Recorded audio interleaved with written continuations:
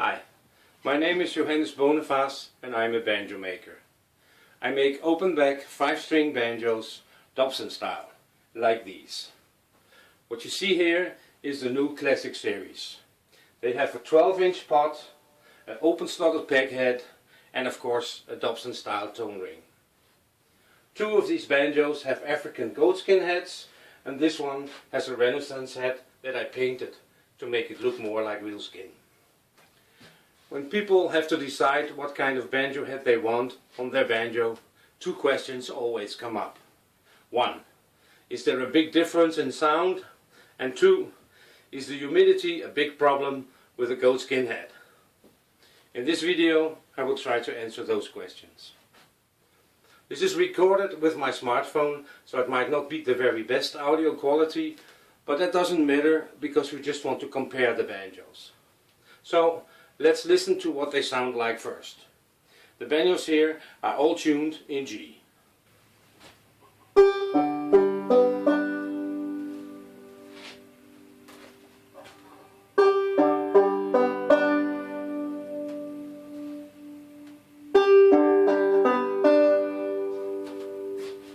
do that one more time. They are tuned in G.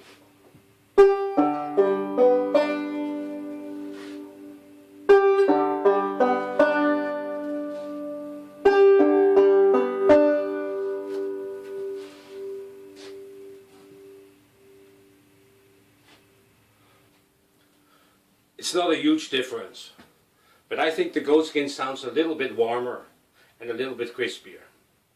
So what about the humidity problem?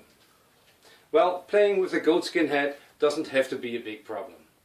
A new goatskin head will stretch a little in the beginning. Plastic heads do that too. So after a month or so you will have to tighten the skin a little. After that you probably won't need to adjust it anymore, maybe once a year.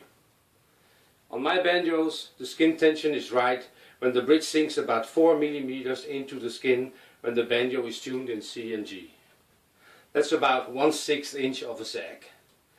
When the banjo is tuned in A or D, it will press a little harder and it will sink a little deeper and it will be about 5 to 6 mm, which is under 1/4 of an inch.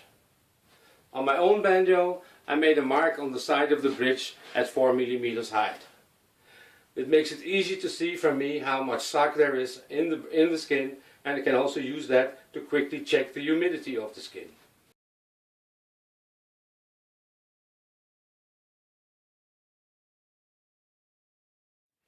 When the humidity is high, the goatskin will get a little softer, the bridge will sink a little deeper in, and it will lose some treble and volume.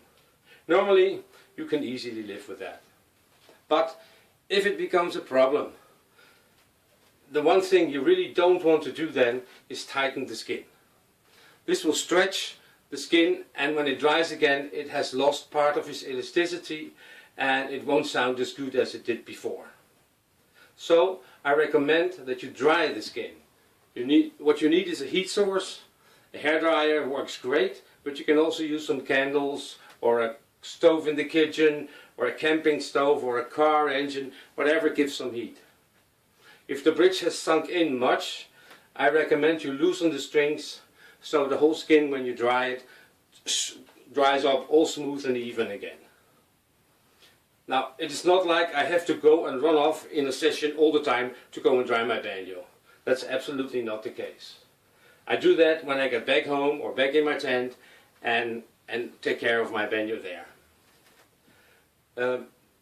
Sometimes when I know I have to go and play outdoors, I might just heat the banjo up on forehand before I leave, so the skin is really dry when I get there. That gives me some more time at least. Now, this might sound like a lot of work, but once the skin is settled in, it will be no problem under most conditions. When it's sunny and warm, it sounds brighter. When it's moist or raining, it sounds a little bit more bassy. And, well, you just have to learn to live with that. At a festival like Clifftop, I bring an extra Renaissance head. Because if it rains for 5 or 6 days in a row and everything gets soaked, the tent is wet, everything is wet, then maybe I would like to change the skin head to a Renaissance head. But hey, I've been there in the rain and I haven't changed it yet. So my conclusion is, if you don't want to worry about humidity and you are pleased with the sound of a plastic head, then go for a plastic head. For my banjos, I recommend the Renaissance head. It sounds the best. My son Christian uses Renaissance head on his custom banjo that I made for him. And his banjo pot and tone ring are exactly the same as these. Also open slotted, it's just a little bit shorter neck. So if you want to hear more what a Renaissance skin sounds like on my banjos, check out the videos. I will share some here on my page where you can hear Christian play his banjo. Even in a big session, you can hear it loud and clear. But if you want a little extra sweetness and a little beauty in the sound, and you don't mind a little change now and then in the sound, and you don't mind keeping an eye on the tension, I say go for a goatskin head. They also look much better. Personally, I love the sound of goatskin heads, and in my opinion it's definitely worth the extra effort. I will share some videos with goatskins too when they come up. Now there's one last thing I would like to talk to you about, and that is that I'm currently trying out the Renaissance wax. It is a microcrystalline wax that is used by the British Museum and by restoration specialists internationally to protect all kinds of surfaces from the weather. I have applied it on my goatskin head and on my fretboard, and I think it works. Now it's hard to measure if it works, because once you have applied it, you don't know what it would be like if it wasn't there. It's a matter of having a feel of it if it works. So if you want to try this out, please share your experiences in the comments below the video. I would love to know what you think of it. Thank you for watching.